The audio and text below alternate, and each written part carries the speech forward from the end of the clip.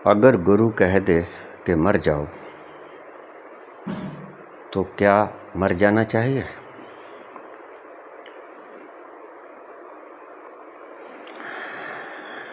बिखरी हुई ये जुल्फ इशारों में कह गई, बिखरी हुई वो जुल्फ इशारों में कह गई, मैं भी शरीक हूँ तेरे हाले तबाह में। बिखरी हुई वो जुल्फ इशारों में कह गई, मैं भी शरीक हूँ तेरे हाले तबाह में।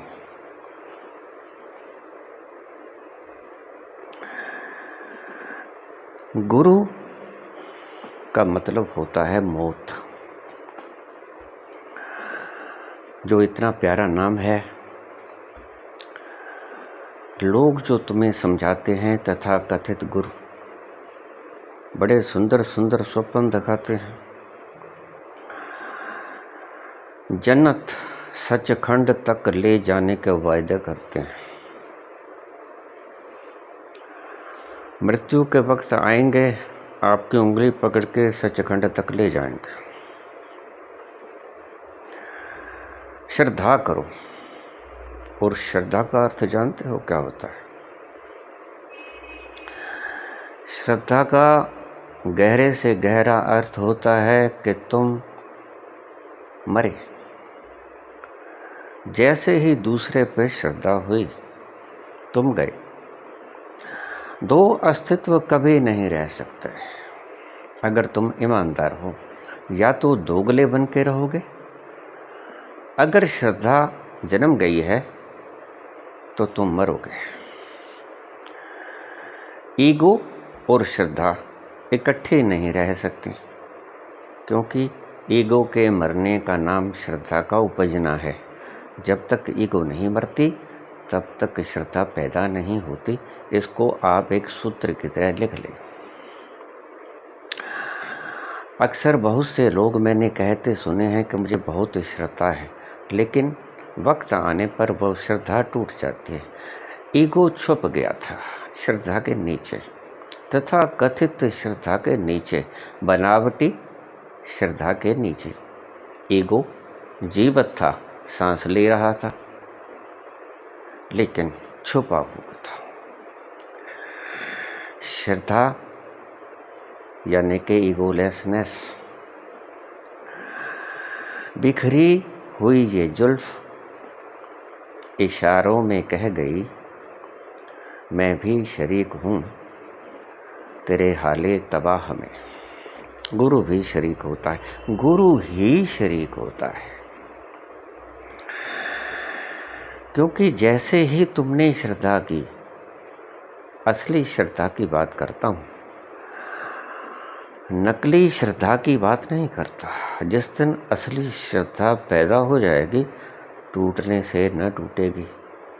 तुम खिंचे खिंचे जाओगे, कोई भी कारण नहीं बचेगा श्रद्धा को टूटने का। वो होती है श्रद्धा जो तोड़ी ना जा सके, वो है श्रद्धा। क्या गुरु अगर कह दे कि मर जाओ तो मर जाना चाहिए? गुरु अगर कह दे कि मर जाओ तो इसमें कोई नई बात नहीं है, क्योंकि गुरु तुम्हारी मृत्यु ही है। तुम जिसके चरणों में न्यौछावर हो जाते हो, वो तुम्हारी मृत्यु का कारण ही तो होता है। मरो चाहे किसी अंदाज में, प्रेम के अंदाज में मरो, प्रार्थना के अंदाज में मरो, श्रद्धा के अंदाज में मरो, सब्र के अंदाज में मरो, वैराग्य के अंदाज में मरो, भक्ति के अंदाज में मरो, किसी भी तरह मरो, मृत्यु तो आएगी ही। अगर नई इमारत उसारना चाहते हो तो ध्यान रखना, पुरानी तिरोहित करनी होगी। तुम अगर ये चाहते हो कि मैं उस तरह भी बचा रहूं, पुरानी इमारत ये चाहे कि मैं वैसी की वैसी ही बनी रहूं और नई भी हो जाऊं, ये संभव ही नहीं है। पुरानी इमारत बची रहे, नई उसारित हो जाए ये संभव ही नहीं। ईगो बचा रहे और श्रद्धा पैदा हो जाए ये हो ही नहीं सकता। तुम झूठ बोलते हो। गुरु यानी जिसके ऊपर श्रद्धा हो गई, और श्रद्धा यानी जिसके कारण आपकी ईगो टूट गई, आपका अहंकार ढेरी हो गया। पुरानी इमारत आपका अहंकार गिर गई, नई उठेगी, प्रेम जन्मेगा तब। प्रेम तो तुम जन्माना चाहते हो, प्रेम का रसपान आनंदपान लेना चाहते हो, और ईगो भी बची रहे ये साथ में कामना किए जाते हो। नहीं चलेगा, दोनों साथ साथ नहीं चलेंगे।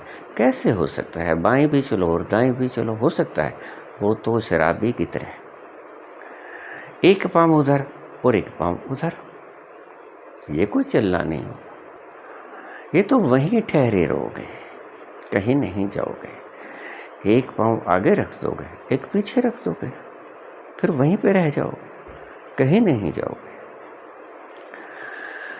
गुरु अगर कहे, गुरु कहता नहीं। गुरु तुम बनाते हो, गुरु शिष्य तुम्हें नहीं बनाता, ध्यान रखना। तुम गुरु बनाते हो, शिष्य ने कब कहा कि मेरे शिष्य बन जाओ? अगर कोई गुरु ये कहता है कि तुम मेरे शिष्य बन जाओ, तो समझ लेना कि उसकी पहचान हो गई, वो गुरु है ही नहीं। गुरु ही वो है जो कि तुम्हें सिर्फ इंतजार करे कि तुम कब संसार के मोह पाश से छूट के मेरे पास आ जाओ। गुरु इंतजार करेगा, जैसे प्रेयसी अपने प्रेमी का इंतजार करती है। प्रेयसी कभी अटैक नहीं करती, बुलाती नहीं, प्रेमी खींचा चलाता है। जैसे शमा परवाने को कभी खींचती नहीं, शमा सिर्फ अपनी रोशनी बिखेरती है। उस रोशनी से प्रभावित होकर परवाना ये जानता हुआ कि मैं जल जाऊंगा, फिर भी शमा के भीतर प्रवेश कर जाता है। अगर तुम जलना नहीं जानते तो सावधान, इस राह पे मत चलना। ये पुरानी परंपरा बढ़िया है जिसके ऊपर आप बचे रह जाएंगे। गुरु की तलाश अभी से बंद कर दो, खतरा है। मन ऐसा अजूबा है कि मन दो चीजें उलट उलट चाहता है। मन पुराने से तो परिचित होता है, नए को पाना चाहता है, और नए से अपरिचित होता है। मन का स्वभाव है अपरिचित वस्तु से परिचित न होना, अपरिचित वस्तु से दूर रहना। सो मन चाहता है कि प्रेम भी करूं, और मन मरना भी नहीं चाहता। कैसे होगा भला प्रेम? कैसे होगी श्रद्धा? देखिए, मैं आपको आगाह कर दूं, फिर ना कहना कि हमें झंझट में डाल दिए, ना उधर के रहे ना इधर के रहे। एक बार गए कि फिर गए गुरु के पास। अगर श्रद्धा हो गई गुरु के साथ, तुम ठगी ना मार सकोगे, तुम अपने साथ ही ठगी मारोगे। गुरु के पास ये कह के जाओगे कि मुझे बहुत श्रद्धा है, मुझे शिष्य धारण कर लो, आप कहेंगे, गुरु आपको आशीर्वाद दे देगा। लेकिन आपने अपने साथ ठगी की। जब आपकी श्रद्धा टूटेगी, आपके नियमों के अनुसार गुरु नहीं चलेगा। ध्यान रखना, आपके अपने मापदंड हैं, गुरु के अपने अनुभव हैं। गुरु अपने अनुभव से चलेगा, आपके मापदंडों से नहीं चलेगा। गुरु के ऊपर आप अपने मापदंड बैठाने की चेष्टा करेंगे, गुरु तो नहीं बदलने वाला, आपको बदलना होगा। गुरु तो कब का बदल गया। गुरु ने जितना बदलना था बदल गया, और गुरु ने बदल के जो पाया पा लिया। अब कुछ पाने को शेष नहीं, अब कुछ खोने को शेष नहीं। तुमने अभी पाना है, तुमने अभी खोना है, तुमने क्या पाना है? तुमने प्रभु को पाना है, प्रेम को पाना है, अरदास को पाना है, प्रार्थना को पाना है।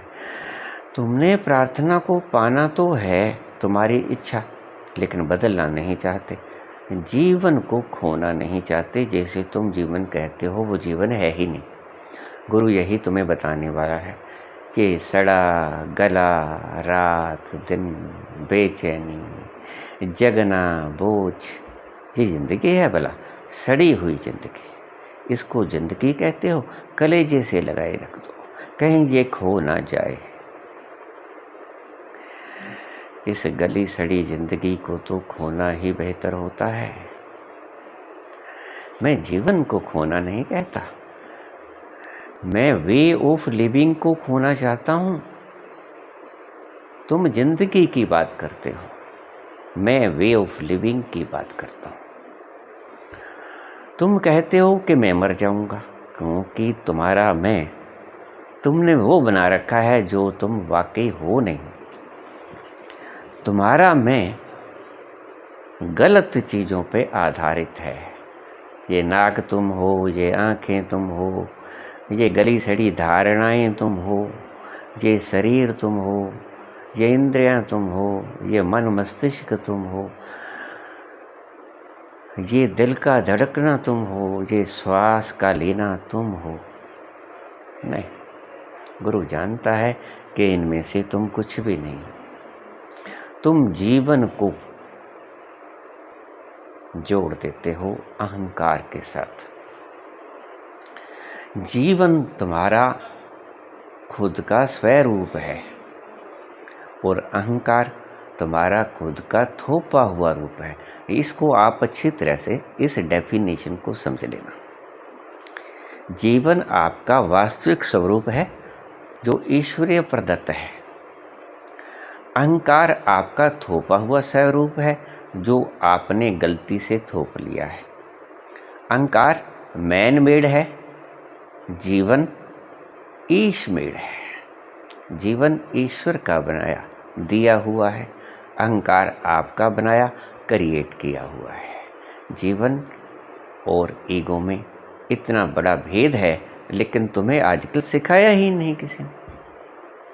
तुम इस ईगो को ही जीवन माने बैठे हो, यही तुम्हारी गलती है। इसी गलती को गुरु तोड़ेगा। जिसे तुम जीवन कहते हो वो बताएगा कि जीवन है नहीं। वो तुम्हें ये नहीं कहेगा कि कूद जाओ कुएं में, ये नहीं कहेगा कि जहर पी लो, ये नहीं कहेगा कि सुसाइड कर लो। नहीं नहीं, वो कहेगा कि ये शरीर, ये इंद्रियां, ये मन मस्तिष्क, ये जो खुद को समझने बैठे हो, ये तुम हो नहीं। बस इतना गुरु का काम है। अगर तुम अपनी तस्वीर देखने को राजी हो तो गुरु की शरण में आ जाओ। लेकिन देखो, पहले तो अंधा होना पड़ेगा, क्योंकि गुरु सही कौन न जाने डुबो दे। इस अंधकार में आपको नजर ही नहीं आता। अंधा कैसे तलाश करेगा गुरु को? है कोई मापदंड आपके पास? आपके आंखें नहीं, गुरु के आंखें। आप गुरु को नहीं पहचान सकते, क्योंकि अंधा कैसे जानेगा कि इसके पास आंखें हैं या नहीं। उसको ये भी ना पता चलेगा कि सामने वाला व्यक्ति जिसको मैं गुरु समझ रहा हूँ वो अंधा है या वो आंख वाला है।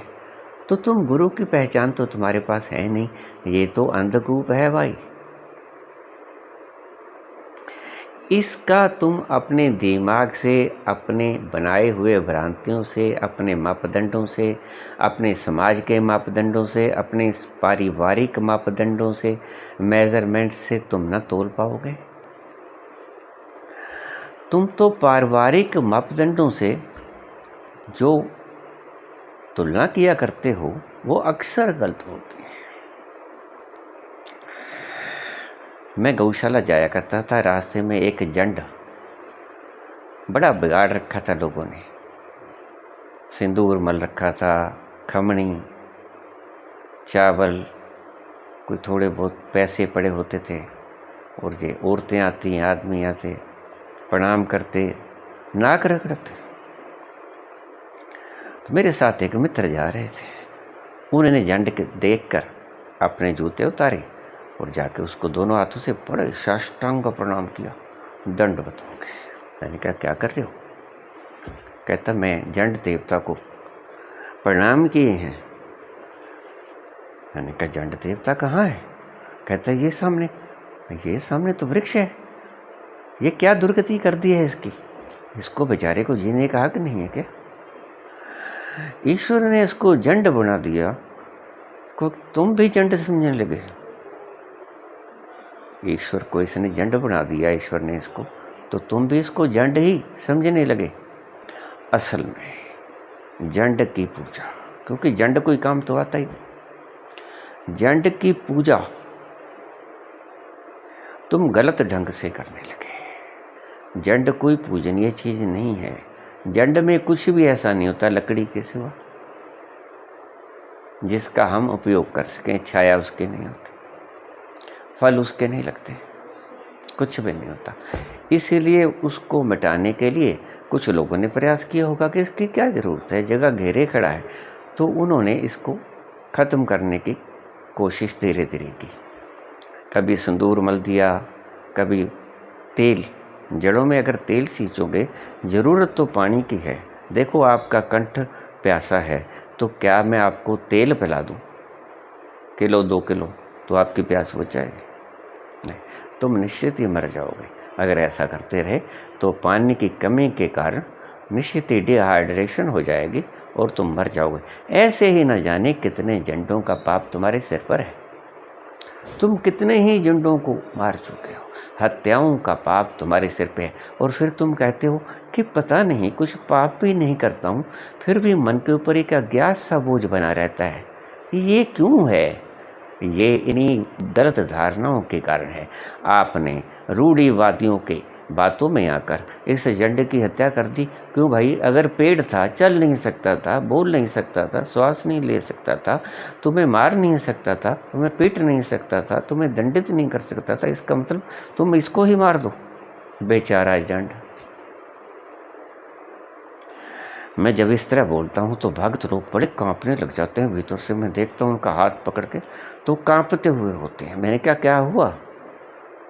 कहते हम सुन भी नहीं सकते, हमारे बुजुर्गों ने कह रखा है कि ऐसे निंदा मत सुना करो, उसका पाप लगता है। अरे भाई, मैं निंदा कहाँ कर रहा हूँ? मैं तो इस बेचारे के हक की बात कर रहा हूँ। फिर भी कुपित होगा तो हो जाए, लाख बार हो जाए। मैं तो इसको बचाने की बात करता हूँ कि क्यों मारे हो इसको, क्यों जड़ों में तेल सींचे हो, क्यों इसके सांस लेने की छाल को खराब कर रहे हो, क्यों मर रहे हो? क्या कसूर है इसका? जो लड्डू आपने चढ़ाए वो खा नहीं पाएगा, सूअर खा जाएंगे, कुत्ते खा जाएंगे। तुम क्यों दंडित किए हो इसको? मैं तो इसको बचाने के प्रयास में लगा हूँ। पूजा के बहाने आप इसको फांसी लगा दिया करते हो।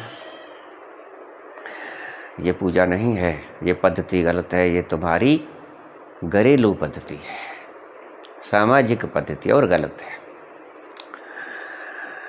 मैं आपसे कहता हूँ कि जरा प्रयोग करके देखो। पानी मांगिए किससे, अगर वो तेल की बोतल ले आए तो क्या तुम उसे आशीर्वाद दोगे? नहीं नहीं, तुम सब जंडों के सताए हुए, तुम सब जंडों के शराब दिए हुए लोग हो। गौर से देखना, तुम पुण्य कमा रहे हो। कितने जंड मैंने मरते हुए देखे।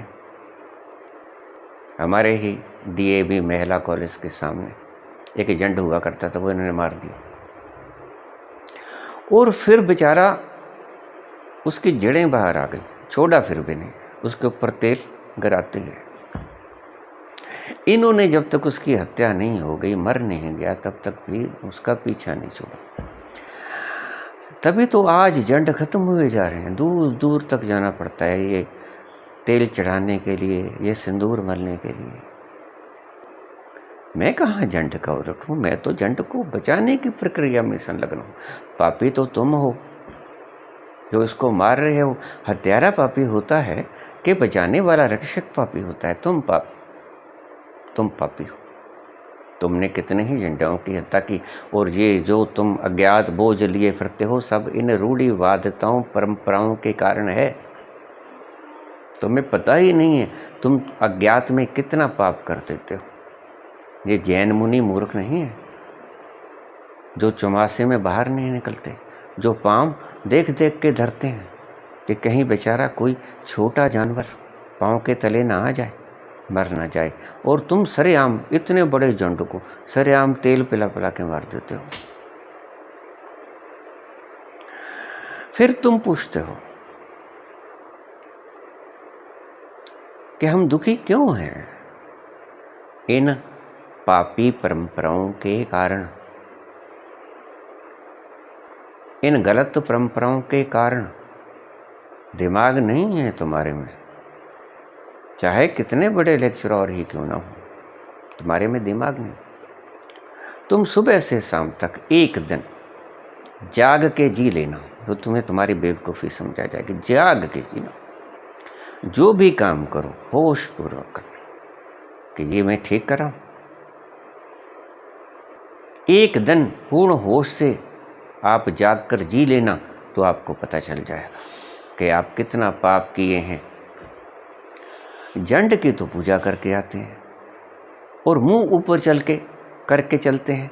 आपको पता नहीं कि आपके शरीर में कितना बोझ है,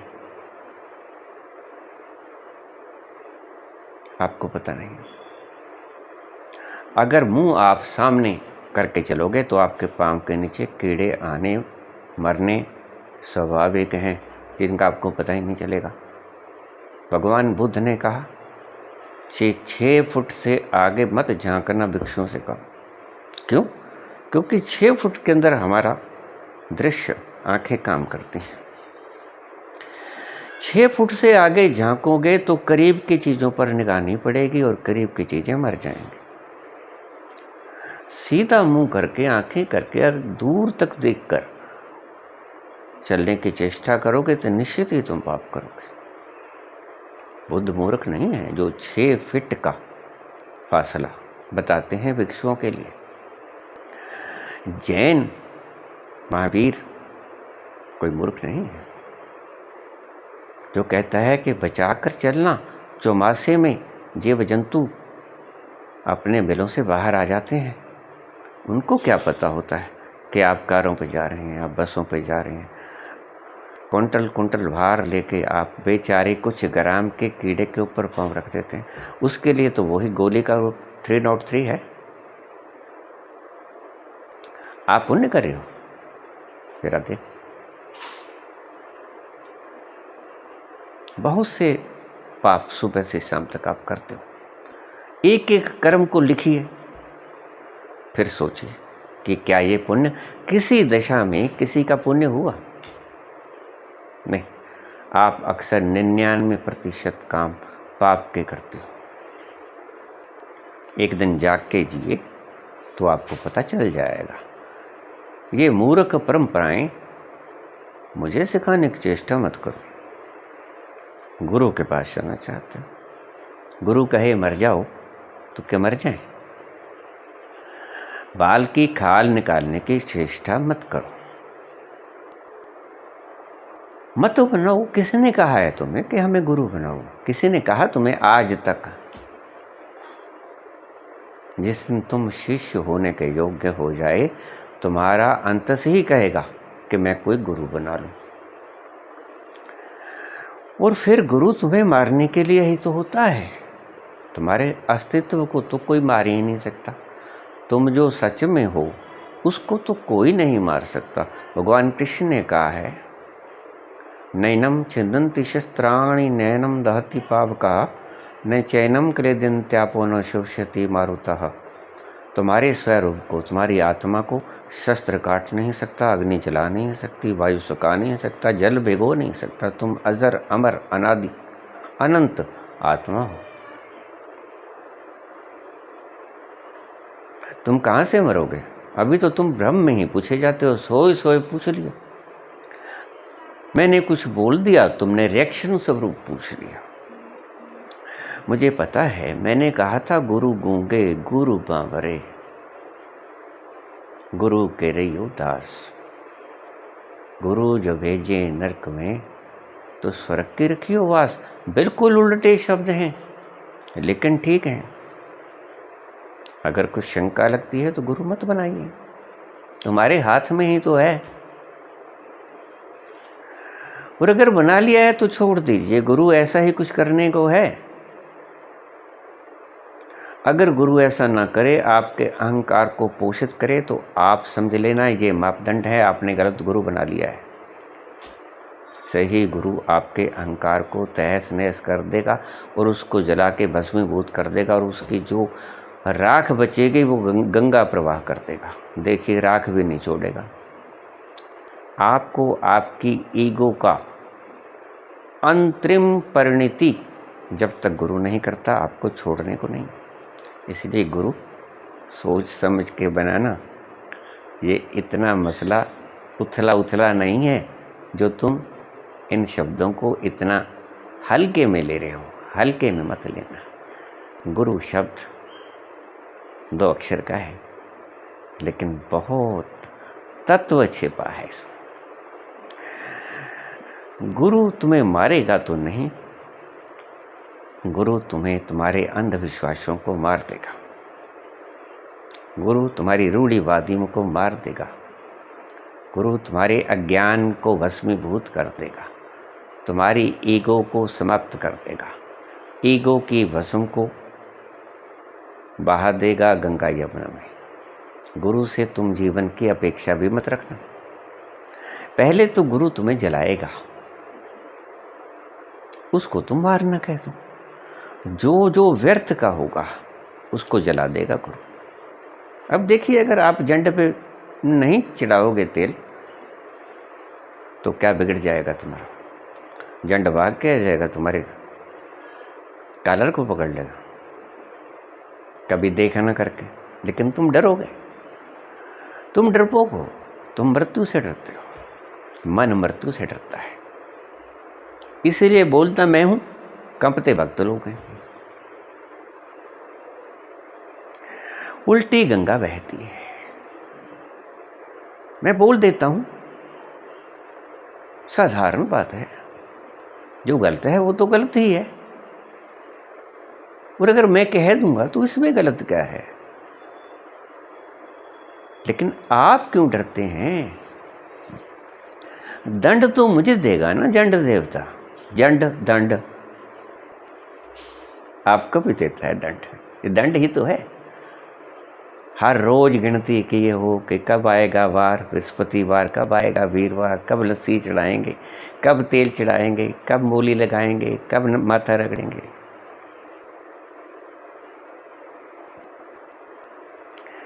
जंड दंड देता है, दे ही रहा है तुम्हें।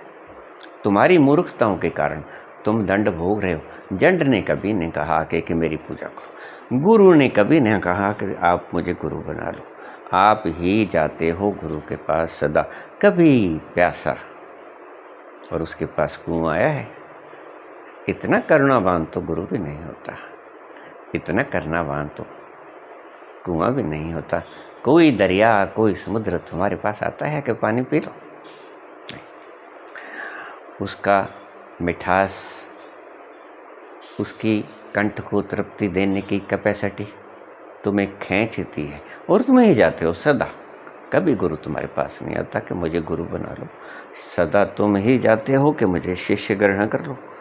तो फिर उससे पहले कम से कम मापदंड तो तुम्हें देखने ही चाहिए ना, कि शिष्य बनने के मापदंड क्या क्या हैं।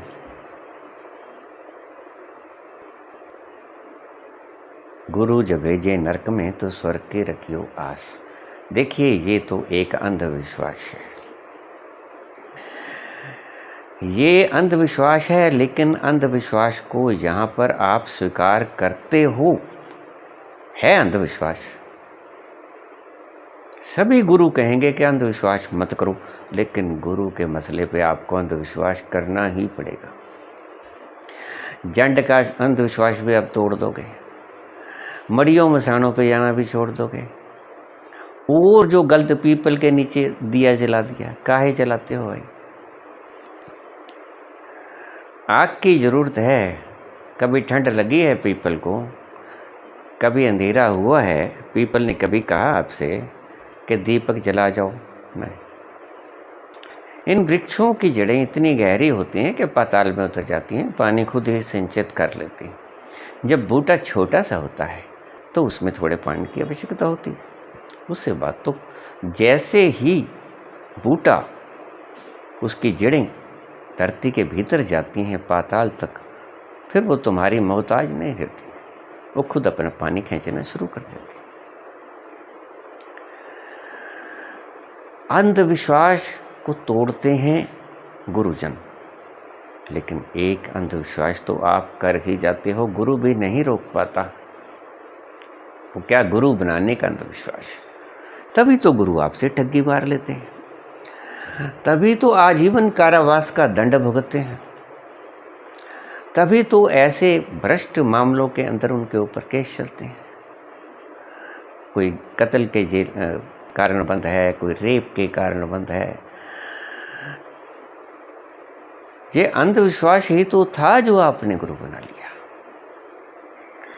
और बहुत से लोग उघड़ भी नहीं पाते, कुछ को तो आप उघाड़ लेते हो, आप नहीं उगाड़ते, ये नास्तिक लोग उगाड़ लेते हैं, और कुछ को तो उगड़ते ही नहीं। वो श्रीनाथ बन के ही आते हैं और श्रीनाथ बन के ही चले जाते हैं।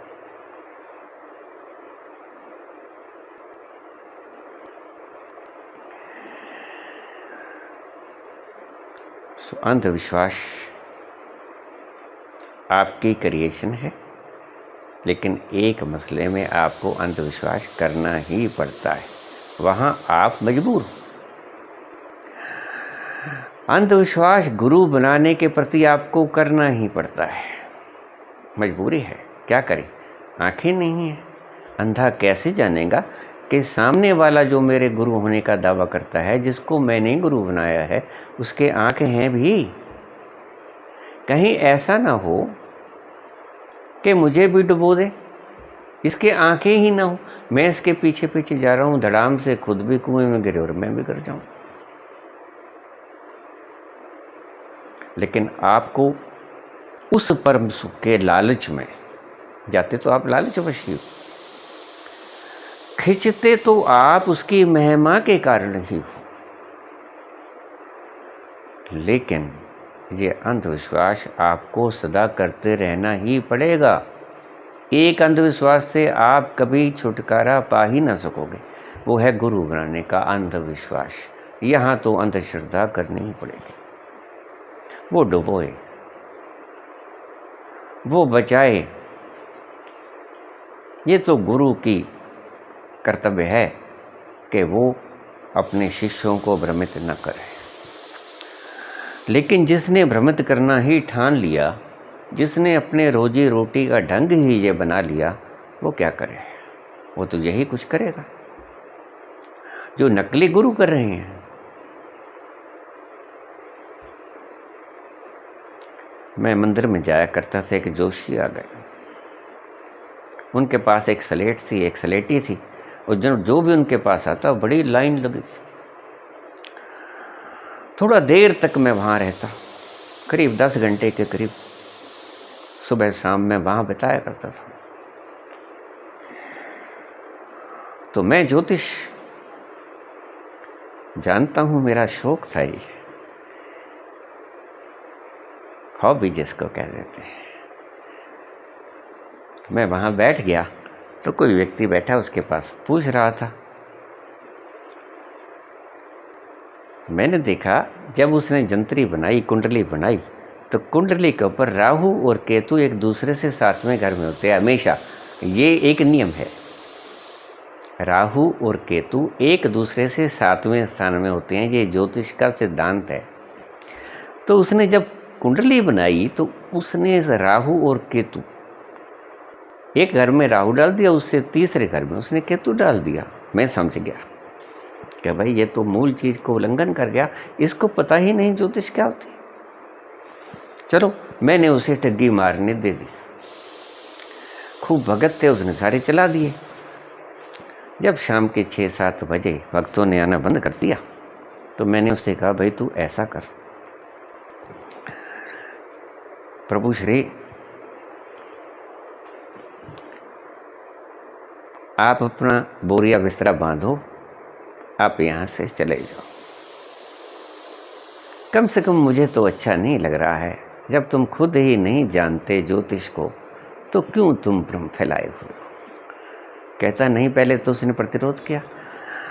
कभी नहीं मानता अपराधी कि मैं अपराधी हूँ, फिर दंड से ही मनाना पड़ता है। खैर, मैंने तो उसे दंड नहीं दिया, मैंने उसे आराम से समझाया कि देखिए पहले ज्योतिष सीख लीजिए, आप कहीं और जाओगे, यहाँ तो अब मैं रहने नहीं देता, क्योंकि मुझे पता चल गया है कि आप जो भी कुछ बताओगे गलत बताओ। इसलिए कम से कम मैं यहाँ आने वाले भक्तों की मैं तो लिहाज कर ही देता हूँ, तो आप यहाँ से चले जाओ। लेकिन एक बात को समझते जाओ कि जहाँ कहीं और जाओगे वहाँ इस सिद्धांत का ख्याल रखना कि ये जो राहु केतु आपने तीसरे घर में डाल दिए, ये साथ में होते हैं, बस इतनी कृपा कर देना ताकि कोई आपको पकड़ ना सके। तो उसने मुझे प्रणाम किया, धन्यवाद दिया कि मुझको सामूहिक रूप से जलील नहीं किया, ये भी आपकी शाबाशी महानता है। और शिक्षा भी दे दी कि राहु और केतु जब मैं कुंडली बहाने लगूंगा तो थोड़ी सी छाती को चौड़ी करके बैठूंगा, क्योंकि मुझे पता है कि राहु और केतु साथ में स्थान में होते हैं। तो वहाँ से तो वो चला गया। लेकिन जहाँ भी गया, क्योंकि उसे आता तो कुछ है नहीं था, तो ठगी ठोरी का मसला था। धार्मिक मसले के ऊपर बड़े आसानी से आदमी मूर्ख बन जाया करता है। और इसलिए मैं अक्सर कहा करता हूँ कि अगर कोई धंधा नहीं बचा है, वैसे आजकल धंधा तो किसी सरकार ने भी नहीं दिया है। आजकल कुछ हालात ज़्यादा खस्ता हैं, क्योंकि सरकार बहुत बढ़िया जुमलेबाज आ गई है। तो जितने भी आप जुमले लगाओगे, जो आपसे वोट मांगने आए ना, तो वो बताएगा कि हम ऐसा करेंगे, हम ऐसा करेंगे, तो आप चलते हुए कह दिया करो कि वोट तो आपको डालेंगे, लेकिन बाद में आप बोल दोगे कि वो तो जुमले होते हैं चुनाव के। फिर हम क्या करेंगे? अंधविश्वास धार्मिक मसले में और राजनीतिक मसले में बड़े कारगर सिद्ध होते हैं। तभी मैं कहता हूँ कि अगर तुम्हारी रोजी रोटी नहीं चल रही है तो या तो बाबा बन जाओ, और क्या करोगे? ये पागल लोग, अनपढ़ गंवार लोग, जिन्हें कुछ पता नहीं ईश्वर है भी कि नहीं,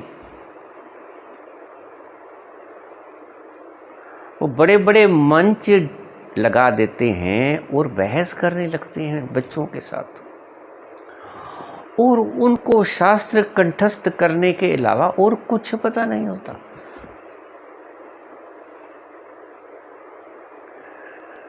अब देखिए, शास्त्र को कंठस्थ, मैंने एक बच्चा देखा 7-8 साल का, वो श्री ये सप्ताह, भागवत सप्ताह जो खुलाते हैं 7 दिनों का, उसका पाठ कर रहा था। एक छोटा बच्चा 7-8 साल का गीता सुना रहा था। गीता दुनिया की सबसे कठिन चीज, जिसका 1000 भाषाओं में अनुवाद हो चुका है, और हर भाषा में जो अनुवाद हुआ है वो विलक्षण है। एक व्यक्ति का गीता का व्याख्यान दूसरे व्यक्ति की व्याख्यान के साथ मिलता ही नहीं। वो कृष्ण ने कोई 1000 मतलब थोड़े ही निकाले थे एक शब्द के, लेकिन इन तथा कथित भक्तों ने 1000 बार टीका कर दी और बिल्कुल अलग अलग कर दी। बाल गंगाधर तिलक कुछ और निकाल रहे हैं, गांधी कुछ और निकाल रहे हैं, माओ से तुंग कुछ और निकाल रहे हैं, शापिनहार कुछ और निकाल रहे हैं। बड़ा चक्कर में पड़ा जब मैंने देखा कि कोई कर्तव्य निकाल रहा है, कोई कर्म निकाल रहा है, कोई प्रेम निकाल रहा है, कोई प्रार्थना निकाल रहा है, कोई हिंसा निकाल रहा है, और सब उलट। माओ से तुंग के हाथ में जब गीता पहुंचे, माओ से तुंग, उसने गीता पढ़ी, सिर पे रख के नाचने लग गया। देखिए, परम आस्तिक के शब्द परम नास्तिक मान रहा है, जिसने कि 7.5 करोड़ व्यक्तियों की हत्या कर दी। दुनिया का सबसे बड़ा अपराधी व्यक्ति, दुनिया में सबसे ज़्यादा व्यक्ति मारने वाला माओ से तुंग, गीता को उस परम शांति के, उस परम आनंद के स्रोत को सिर पर रखकर नाच रहा है ना उल्टी स्थिति। क्यों? क्योंकि उसका अर्थ उसने उलट ले लिया। उसने ये कह दिया कि जब भगवान कृष्ण ने 18 अक्षोहिणी सेना मरवा दी तो मैंने क्या हुआ, 7 करोड़ आदमी मार दिया, 7.5 करोड़, तो क्या खास बात है। जो भगवान कृष्ण ने किया वही तो मैंने किया। किसी ने हिंसा निकाली, किसी ने विद्वेष निकाला कि शिशुपाल ने जब सोमी गाली निकाली तो उसने अपने सुदर्शन चक्र से भगवान कृष्ण ने उसका गला काट दिया। किसी ने लोभ निकाला, दुर्योधन लोभ मत करो। किसी ने कहा कि किसी के कहने से अगर तुम अंधे हो तो किसी के कहने से उस अंधविश्वास के ऊपर अमल मत करना। अब देखिए, जो आध्यात्म की विद्या है सारी अंधविश्वास पे खड़ी है। जब तक आपने जाना नहीं तब तक अंधविश्वास है। तुम कुछ तो मानोगे ना, या तो तुम मानोगे कि ईश्वर है और आपने देखा नहीं, अंधविश्वास होगा ना, या आप कहोगे ईश्वर नहीं है, नास्तिक हो जाओगे, तो आपने खोजा, गलत हो गए ना। जब खोजा नहीं तो बिना खोजे आप नास्तिक बन गए। जब देखा नहीं तो बिना देखे आप आस्तिक बन गए। तो आप दोनों को मैं मान्यता दूं? आप सच्चे हो? नहीं, इसलिए मैं कहा करता हूं कि नास्तिक भी झूठा और आस्तिक भी झूठा।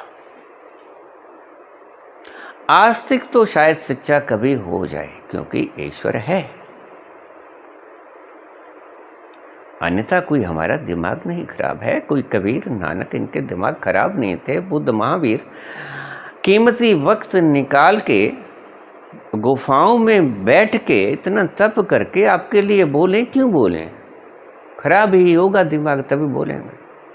लेकिन नहीं, उन्होंने दिमाग खराब के कारण नहीं बोला, उन्होंने करुणावश बोला कि ये जो इतने दुखी दरिद्र फिर रहे हैं, इन्हें ऐसी संपदा दे दूं जो इनको तृप्ति मिल जाए। ये रातों की जागना, कुतूहल वश, डर के मारे, भय के मारे, व्यर्थ की कामनाओं के कारण ये जो दुखी हो रहे हैं, इनको बता दो। आपको सुखी करने के मंतव्य से वो बोलते हैं। वो कोई लेक्चरर नहीं है, वो लेक्चर की फीस नहीं लेते, वो कोई टीचर प्रोफेसर नहीं है जो लेक्चर करने की फीस लेते हो, नहीं। और अगर कोई फीस लेता है तो मुझे संदेह है, मुझे संदेह है उसके दर्शन में।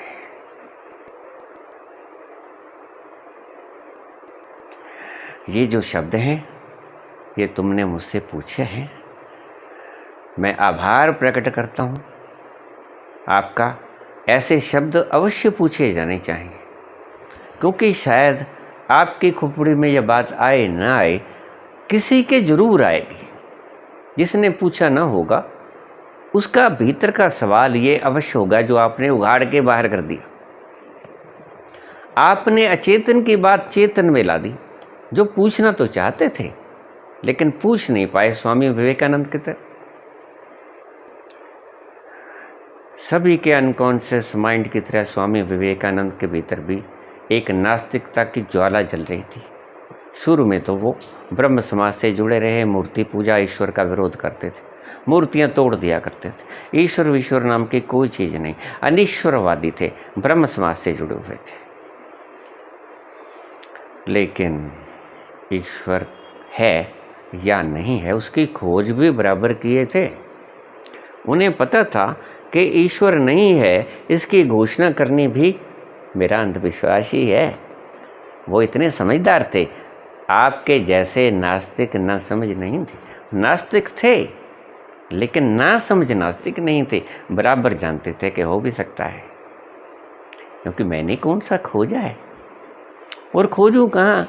इतनी सृष्टि में जहां कोई रॉकेट पहुंच ही नहीं सकता पहले तारे तक, वहां कैसे खोजूं, कहां खोजूं, किस जरिए खोजूं?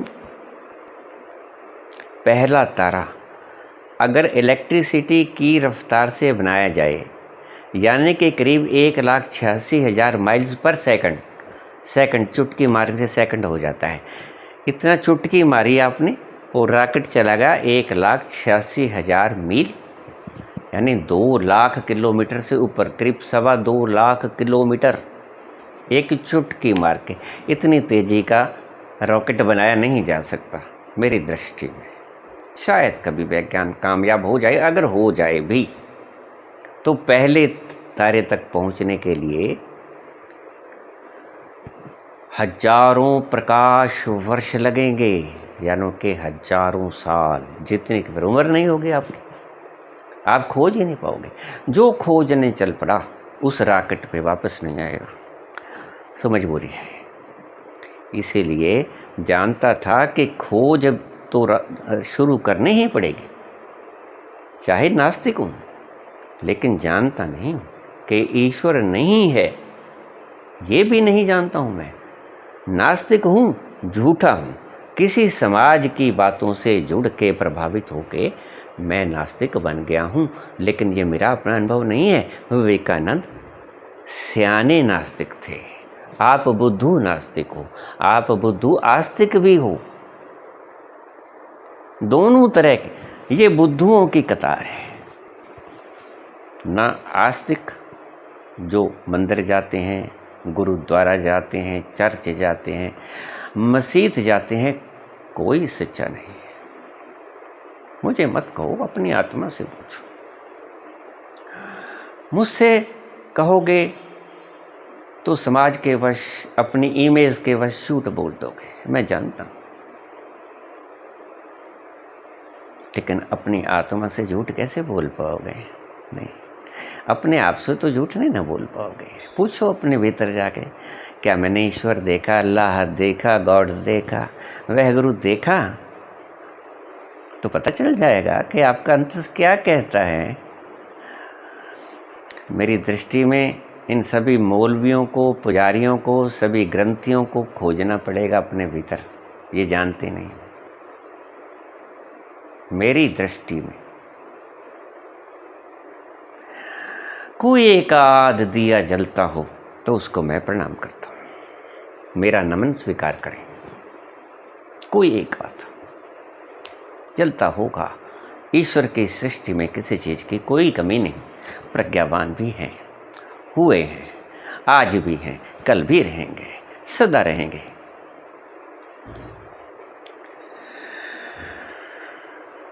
चलते चलते प्रत्येक संत जो बोलता ईश्वर के बारे में, उनसे पूछता, ईश्वर है, आपने देखा है?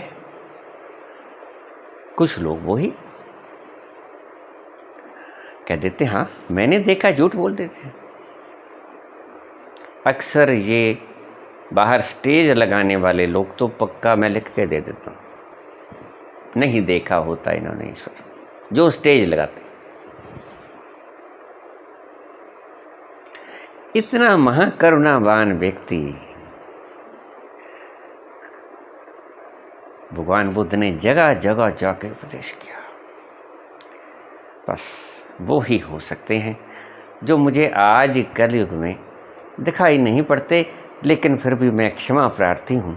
अगर कोई ऐसा व्यक्ति स्टेज लगाए बैठा है और जानता है ईश्वर है या नहीं है, तो खुद से पूछ ले कृपा करके, मुझे मत बताए। एक नंबर के पाखंडी पाओगे सभी को। एक जो मस्ती में आ गया वो अपने झूमता रहेगा, एकांत में बैठेगा, मौज लेगा। वो क्यों आपको शिष्य बनाने की जिद करेगा? क्यों समूह भीड़ इकट्ठी करने की बात करेगा? एक काम की बात आपको बता दूं, अगर ठीक लगे तो मन के भीतर रख लेना। संत गुरु सच्चा जमात इकट्ठी नहीं करता। एक आध सच्चा शिष्य ही अपने पास रखा करता है, बस। किस किस को समझाएगा? विवेकानंद ने पूछा जाके रामकृष्ण से, सबसे पूछा करता था, ये उसकी आदत बन गई थी। थक गया था पूछता पूछता, सभी कहते थे हाँ देखा है, जानता हूं। और जब विवेकानंद कहते कि मुझे दिखा सकते हो, तो चुप हो जाते, नहीं वो तो मेहनत करनी पड़ेगी, वो तो आपको आसन लगाने पड़ेंगे, प्राणायाम करना पड़ेगा, क्रिया योग करना पड़ेगा, तप करना पड़ेगा, सत्य हिंसा से ब्रह्मचर्य परिग्रह, शौच संतोष तप स्वाध्याय ईश्वर प्राणायाम यम नियम आसन प्राणायाम प्रत्याहार धारणा ध्यान समाधि, फिर आएगी भाई जाके 8वें अंग पे। बोलो तैयार हो? अगला वैसे ही भाग जाएगा इतने शब्द सुन के। तो इन गुरुओं का कोई जवाब भी नहीं होता बेचारों के पास, ये तो लाचार होते हैं, ना इनको परख होती है, ना इनको समझ होती है, बस एक सिर्फ ग्रंथों के कारण, लालच के कारण कि इतना आनंद होता है, इतना बखान किए हैं तो देख लें आप अभी जाके झलक उसकी, बस इसी उत्सुकता, बस वो भी बेचारे हो लेते हैं। ऐसे करता करता करता पहुंच गया, किसी ने कह दिया कि रामकृष्ण परमहंस ये कलकत्ता में काली मंदिर में रहते हैं, सुना है कि उन्हें दर्शन हो चुके हैं काली के। गया वहां, नदिया के पार एक छोटी सी झोपड़ी बना रखी, वहां तप किया करते थे। तप यानी अपने जो आनंद लिया उसका पान, और कोई राम राम नहीं कर रहा था, ये बात को समझ लेना। जो अभी भी राम राम कर रहा है उसने कुछ नहीं पाया। जो राम राम करने वाला आराम तो नहीं ले सका, इस बात का आप ध्यान रखना। जिसने राम को पाने की होड़ लगा रखी है उसे आराम नहीं मिला अभी, और जब तक आराम नहीं मिलता तब तक राम नहीं मिलता। बात उल्ट कर रहा हूँ, इसकी व्याख्या बाद में करूँगा। आराम पहले, आराम बड़ी चीज है, इस सूत्र को याद रख लेना, ये राम तक पहुँचने के काम आएगा। बड़े अक्षरों में लिख देना, आराम बड़ी चीज है, आराम से पहुँचोगे राम तक। कैसे? प्रवचन बड़ा लंबा हो जाएगा, इसकी बात मैं बाद में करूँगा। पहुँच गए, पूछा संचालकों से कि रामकृष्ण जी, परमहंस जी, स्वामी जी, कहते हुए सामने बैठे हैं वो कुटिया से। बीच में आता था एक नदिया का इतना बड़ा प्रवाह, कोई पुल नहीं था, और उत्सुकता इतनी। और ध्यान रखना, जो उत्सुकता वश परमात्मा को ढूंढेगा वो पा भी लेगा। तमन्ना होनी चाहिए, तमन्ना से ही तुम उधर जा सकोगे। खींचाव, चुंबक के करीब तो तुम आओ ना, और चुंबक लोहे को खींच ले, खींचा तो करता है, चुंबक लोहे को खींच ले, ऐसी अपेक्षा पाले रखे तो चुंबक तुम्हें कभी नहीं खींच पाएगा। तुम्हें करीब तो जाना ही पड़ेगा, तुम्हें तलाश तो शुरू रखनी ही पड़ेगी, प्यास तो जगानी ही पड़ेगी। प्यास के बिना कभी पानी नहीं मिला करता। वो पागल नहीं है जो तुम प्यासे नहीं और तुम्हारी प्यास बुझा दे, इतना फालतू उसके पास पानी भी नहीं है पिलाने को। जो बिना प्यासों को इतनी वो हिंसा भी नहीं करता कि अभी आप पीना ही नहीं चाहते पानी और आपको जबरदस्ती पिलाया जाए, ऐसा भी नहीं करता। मन के भीतर तड़प तो जगानी होगी। तो कूद के गया, तैराक थे बड़े अच्छे विवेकानंद। पहुंच गए, दरवाज़ा बंद, छोटा सा गेट था। गुस्से में थे क्योंकि सभी संतों से पूछ लिया, कहीं कुछ नहीं निकला। जब किसी से कह दो कि मुझे दिखला दोगे, कहता हाँ भाई तब करना पड़ेगा, ये सभी साधना पड़ेगा। क्या करे बेचारा, साधना की लिस्ट बड़ी लंबी है। वापस आ जाता। गया, थका हुआ था बेचारा इन संतों के जवाब से। ईश्वर है भी, मैंने देखा भी है, लेकिन तुम्हें नहीं दिखा सकता। यहाँ मुश्किल आ जाती। विवेकानंद कुछ और ही ढूंढते थे, एक झलक ढूंढते थे कि कोई झलक ही दिखा दे, कोई काली रात के भीतर थोड़ी सी चमक बिजली की दिखा दे और मुझे रास्ता दिख जाए कि हाँ होता है, फिर तो मैं चल पड़ूंगा उसके सहारे, उसको सहारा बना के चल पड़ूंगा। उसे मैं कहता हूँ एक झलक। कुछ संत लोग उसको सितोरी की झलक भी कह देते हैं। ये सितोरी की झलक होती है जो अमावस्या की काली रात में थोड़ी सी बिजली चमक जाती है और आपको रास्ता दिख जाता है। थोड़ी सी क्षण भर की बिजली चमकी और आपको रास्ता दिख गया, बस इतना सा, और आपकी श्रद्धा ईश्वर में बन जाएगी क्योंकि आपने देख लिया। और ध्यान रखना, जो चीज़ कानों से सुनी जाती है वो भीतर नहीं उतर पाती दिल की गहराइयों में। जो चीज़ आँखों से देख ली जाती है वो दिल की गहराइयों में उतर जाती है, और फिर कोई माई का लाल उसको आँखों से देखी चीज़ को नहीं भुलवा सकता। उसे आँखों से देखी चीज़, बस जब तक ना देखूं अपनी नैनी, सुना तो बहुत, लेकिन जब नैन देख लेंगे, दर्शन दो घन श्याम राम मोरी अखियां प्यासी है, आंखों से देखना पड़ेगा। ये वो जाम है जो आंखों से पिया जाता है।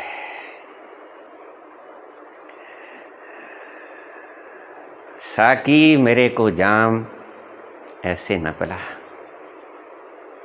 साकी मेरे को जाम ऐसे न पिला।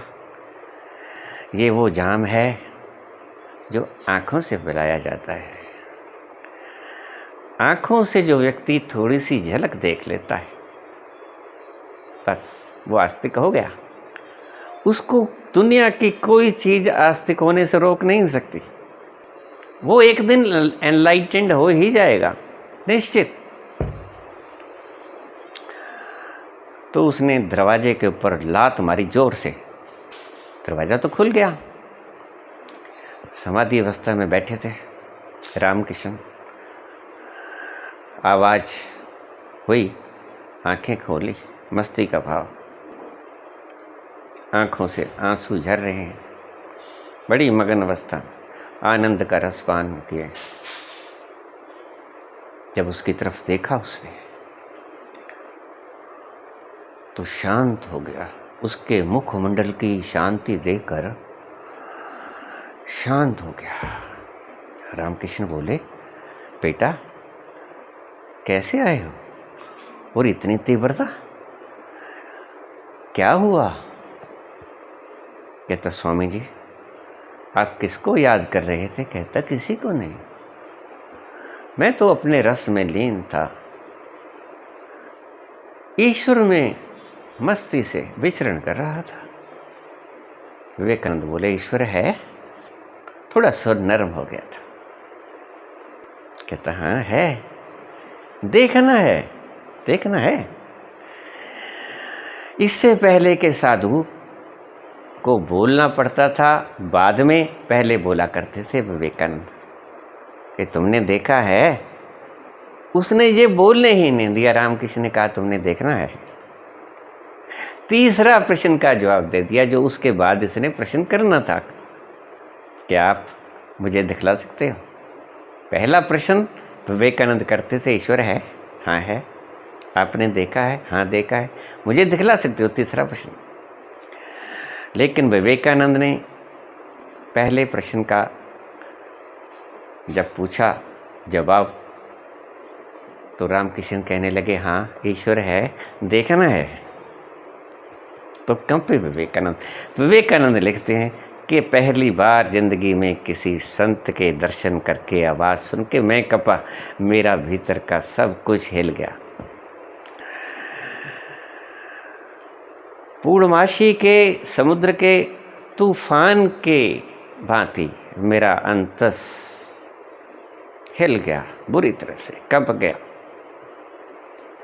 मैंने मूक स्वर में कहा, हाँ देखना है। विवेकानंद पूछ तो बैठे, लेकिन जुबान थर्रा रही थी। रामकृष्ण कहने लगे, अच्छा फिर तैयार हो जाओ, आंखें बंद कर लो। आंखें बंद कर ली, चौकड़ी मार के बैठ गए। रामकृष्ण ने अपना हाथ उनके सिर पर रख दिया। विवेकानंद कहने लगे कि थोड़ी मुझे ऐसा महसूस हुआ जैसे कुछ लुप्त हो रहा है, जैसे मैं कुछ भूल रहा हूँ, और धीरे धीरे मुझे अपना आभास होना बंद हो गया। एक परम शांति की लहर ने मुझे चारों तरफ से घेर लिया। थोड़ी देर, मैं नहीं जानता कितनी देर, लेकिन मुझे ऐसा लगा कि तू मरेगा। सूखे पत्ते की तरह मैं कांपने लग गया। मुझे ऐसा लगा कि मैं मृत्यु के करीब जा रहा हूँ। एक बहुत गहरी खाई में मुझे किसी ने गिरा दिया है। डर लगा पहली बार, और वो चिल्लाया, विवेकानंद चिल्लाया कि स्वामी जी, मेरे माँ बाप भी हैं, मेरे भाई बहन भी हैं, मुझे मरना नहीं है, कृपा करो अपना हाथ उठा लो। विवेकानंद कहते, अच्छा तुम्हारे माता पिता भी हैं? हाथ उठा लिया। झलक पा चुके थे विवेकानंद।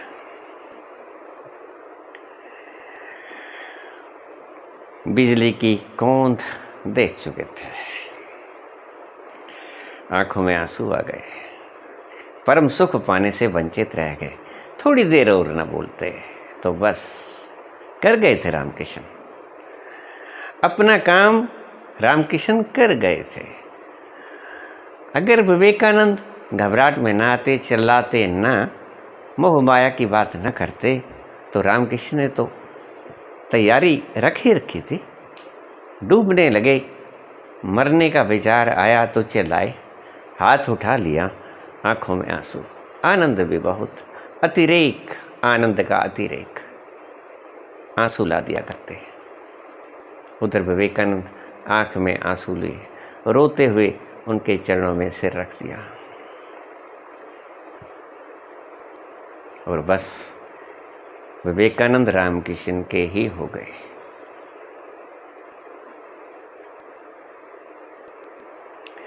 ब्रह्म समाज में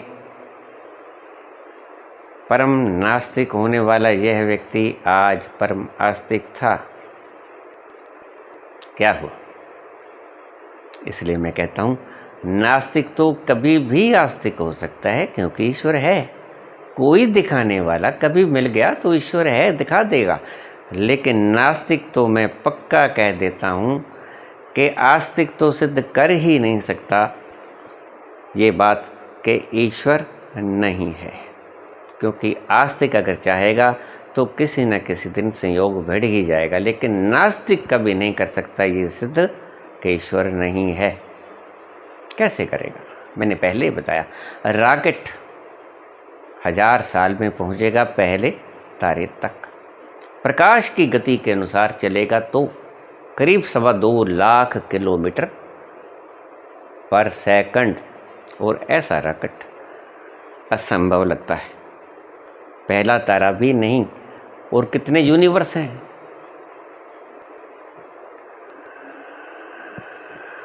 उनकी सैर पहले तारे तक नहीं जा सकता, और दूसरा तारा कितनी दूर होगा। ये जो ध्रुव तारा हमें बहुत करीब दिखाई पड़ता है, इसकी आप कल्पना भी नहीं कर सकते कि ये कितना दूर है। हजारों साल, लाखों साल लग जाएंगे आपको वहां पहुंचने में। प्रकाश की गति से जाओगे तो, और ये करीब करीब असंभव है। और जिसने ये सारा रच दिया वो कैसा होगा?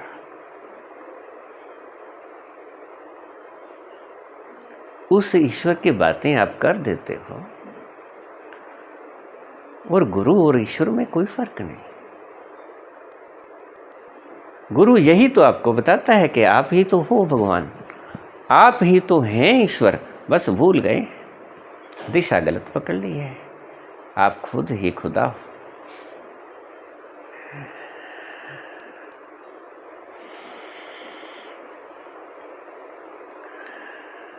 सो प्रश्न तो आपने पूछ लिया, लेकिन गलत पूछ लिया। समझदारी से तो आप नास्तिक भी नहीं लगते। समझदारी से नास्तिक होने का मतलब ये होता है कि मैंने देखा नहीं, होगा या नहीं होगा, आई कैन नॉट से, क्योंकि मैंने देखा भी नहीं है जो मैं कह दूं कि होता है, और मैंने खोजा भी नहीं है मैं ये कह दूं कि नहीं होता है। समझदारी की बात तो ये होते हैं। और गुरु अगर कह दे कि मर जाओ तो ठीक ही कहेगा, क्योंकि गुरु आपको मारने की ही तो तरकीब है, शारीरिक रूप से नहीं, अहंकार के रूप में। आपका मरेगा अहंकार, आपको सत्य का पता चलेगा कि आप हो कौन, पुरानी मंजिल ढह ढेरी हो जाएगी, तभी नई का उसारण होगा। तो ऐसा प्रश्न पूछना आपका कर्तव्य है, लेकिन इतनी ऊंची छलांग एकदम से मत लगाया करो। आदम को खुदा मत कहो, आदम खुदा नहीं। आदम को खुदा मत कहो, आदम खुदा नहीं, लेकिन खुदा के नूर से आदम जुदा नहीं। आदम को खुदा मत कहो, आदम खुदा नहीं, लेकिन खुदा के नूर से आदम जुदा नहीं। तुम भी ईश्वर ही हो, थोड़ा पहचानो। अगर थक गए हो संसार की पीड़ाओं से, संसार के दुखों से, शांति चाहते हो, प्रेम चाहते हो, आनंद चाहते हो, खुशी चाहते हो, मगनता चाहते हो, तो थोड़ा इधर भी देख लो आके, शायद इधर ही मिल जाए। अगर संसार में मिल गया होता तो ऐसे प्रवचन ना सुनते, मुझे पता है, मैं जानता हूँ। अभी खोज है, तभी तो आपने ये पढ़ा, अन्यथा मेरे प्रवचन कौन पढ़ता है, या किसी संत के प्रवचन कौन पढ़ता है। कहीं ना कहीं जिज्ञासा तो है, सभी के भीतर होती है, आपके भीतर भी है, लेकिन ढूंढो, उस दिशा में चलो। लेकिन पहले मैं कह रहा हूं कि अगर संसार से उकता गए हो तो कच्चे उठ के मत जाना। कच्चा उठ के भागना तो फिर उधर ही लगी रहेगी आपकी तबीयत कि न जाने वहां से टूट के आ गए, शायद उधर ही होता। हर कदम पे उन्हें मुड़ के देखा, हर कदम पे उन्हें मुड़ के देखा, उनकी महफिल से हम उठ तो आए। मत उठ के जाना, पक जाना, फिर उनकी महफिल से उठ जाना। जब आप ये निचोड़ निकाल लो कि कुछ नहीं है उसकी सृष्टि में पाने योग्य, कुछ नहीं है रस, कुछ नहीं है तृप्ति, कुछ नहीं है संतोष उसकी सृष्टि में, शायद उसमें मिल जाए। बस ऐसा ही जब आपके निश्चय हो जाएगा, दृढ़ हो जाएगा, भोग भोग के उसकी सृष्टि में लीन हो गए, उसकी सृष्टि में जाके बार बार विफल हो जाओगे, तब एक ही आशा बाकी बचेगी, किरण खुशी की, कि शायद इधर हो। फिर तृष्णा जगेगी, फिर वो सच्ची प्यास जगेगी, फिर लगेगी आपको प्यास, सच्ची प्यास। और वो प्यास जब तक न जगे तुम इस मार्ग पे चलते हुए भी नहीं चल पाओगे। प्यास जरूरी है, इसको जगाने की पहले चेष्टा करो, ईश्वर की बातें बाद में कर लेंगे। धन्यवाद।